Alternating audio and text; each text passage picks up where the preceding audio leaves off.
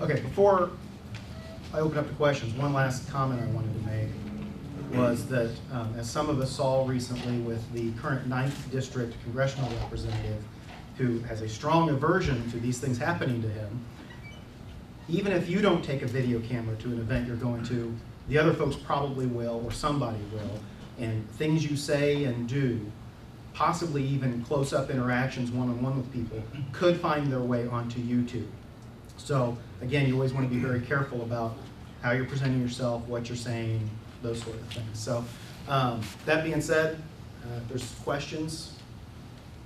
Sean, I just wanted to expand, at least going back to the beginning part of what Sean was talking about, getting your message out to the media and media relations. One of the crucial things that you have to do when you run that first press conference is to have a media kit available. And the media kit is relatively simple.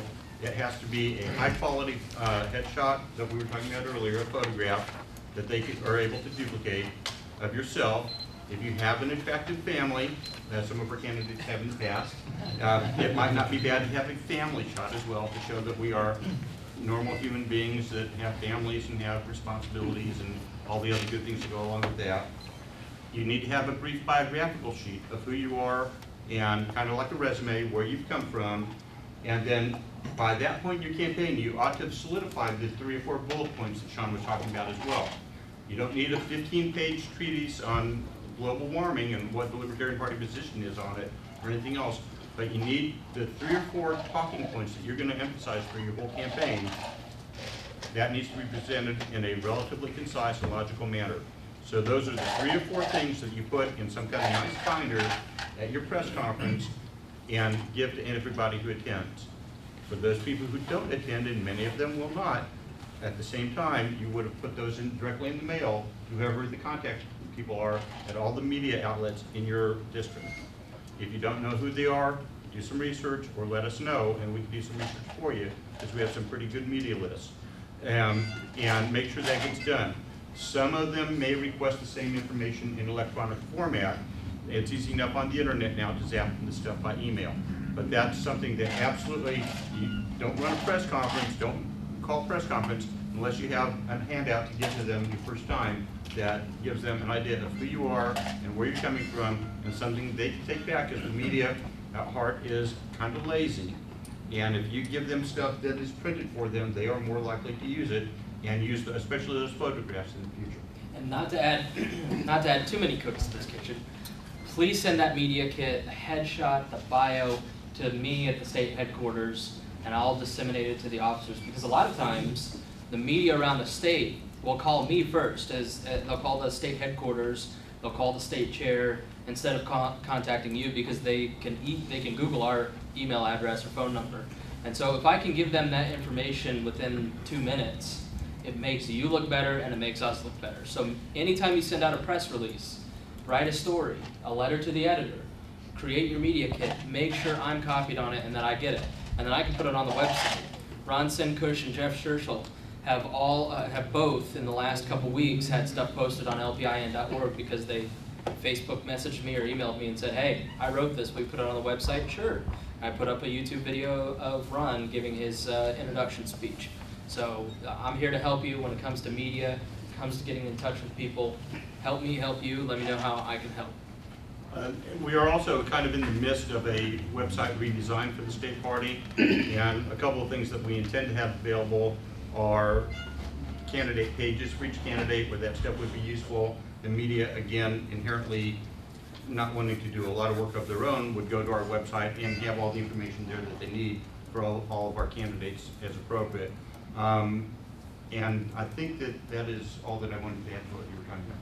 Also, if you're going to have prepared statements or prepared comments, basically you've got a speech or something and you're going to just read from that, make it available to the media. Have copies available when they show up.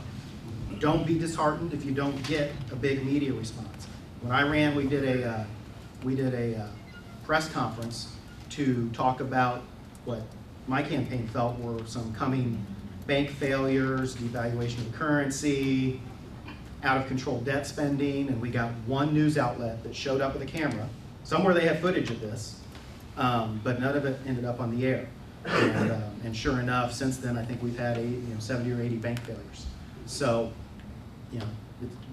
it's okay. If you know you're right. You've got a good message. Just don't get disheartened if the media doesn't show up for everything you do.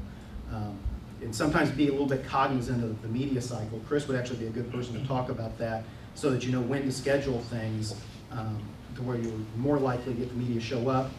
And also just be aware, there may have been a big fire somewhere, and that's why you didn't get the press to show up. So. And smile. And smile. Don't look like you're at a funeral. Yeah, I'm bad at that. I don't smile. I keep meaning to look up some jokes and use stuff and come up with some, but I get so focused on the content and the facts and the policy wonkish stuff, and lose sight of trying to reach people a little bit sometimes. So yeah. I just had a quick question. What about like the location of a press conference? Should you try to find a friendly conference room, or perhaps rent something in a hotel for a little? Yeah, if you can, absolutely. You want to try and find, someplace you're comfortable, obviously. Someplace where you can get some people there, where media can get in and out without a lot of hassle if they show up. And like I said before, I like to have a podium and a flag. It just looks professional. It looks like you're serious about what you're doing. If you're inside, you don't have to worry about the wind, blowing your tie up over your shoulder or anything like that. Sometimes you just got to be kind of aware of your settings and surroundings there. I know when Indianapolis City Councilor Ed Coleman decided he was going to become a Libertarian because he was getting frustrated with the Republican Party and being told how he would vote and not being allowed to call into question some things that he had concerns about. We ended up, we rented a room at the Columbia Club thanks to a member there, and we're able to have a podium, have lots of space, have people come in and do things. It wasn't expensive to do that, but it's just something to keep in mind. Absolutely, if you got a friendly place, you can do it. You can try and do that. Tim? How important is it to have a functional website by the time you do your first media appearance? I think it's critically important. And in my own case, we announced I was running, and 2 weeks later I had a website. It just wasn't good, because once you get that first media hit, hey, here's somebody running for office, you're going to have people maybe coming to look that day, and they might not ever try and do that again. I know the party's done a lot of great things. Chris has been working really hard.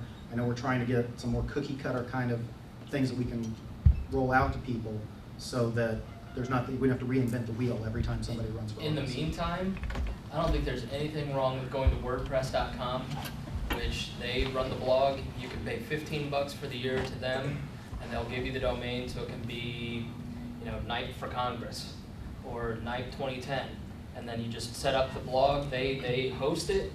All you got to do is pay the $15 for the domain name, and then they give you the software, and it's all cookie cutter, and it looks professional, and it's a blog that you update every few days, once a week, and it's fairly easy. So. Ryan Linkey works at the South Bend Tribune. He helped me realize something that I didn't know. When you do get some response from the media, when they do come out, it's kind of classy and a good idea to maybe send them a thank you note. I didn't really think about that. I just thought, well, they're just doing their job, right? Well, they're people too, okay? Just like you and I. And if they took the time to come out and cover your event, hey, you can't hurt yourself by sending them a little card that says thanks. I think that's absolutely true. And generally, the media is not out to get you. They're generally nice people, and they don't have horns, so it's okay to be nice to them and befriend them. Actually, the local Libertarian Party in Marion County befriended me when I was a reporter at the radio station, and I'm executive director today, so you may be recruiting a future staff member in the media. And they'll remember that. That's a little personal touch, so if you ever run for office again, or you're chairman or executive director of the party, you've got a relationship with them now. You've continued to try and build that little bridge. So I think it's really good input. Absolutely. Real quick. As someone who has facial hair myself, from a media perspective, how important is it to not have facial hair? In your opinion? In my opinion, I don't know. It's a personal preference sort of thing. I think most voters prefer that you not, but but if you look good with it, then go with it. So. I mean, if you're doing the Raleigh fingers, then we need to. Right. And you don't want to be uncomfortable in your own skin. So you don't want to be comfortable with what you're doing. So that's it.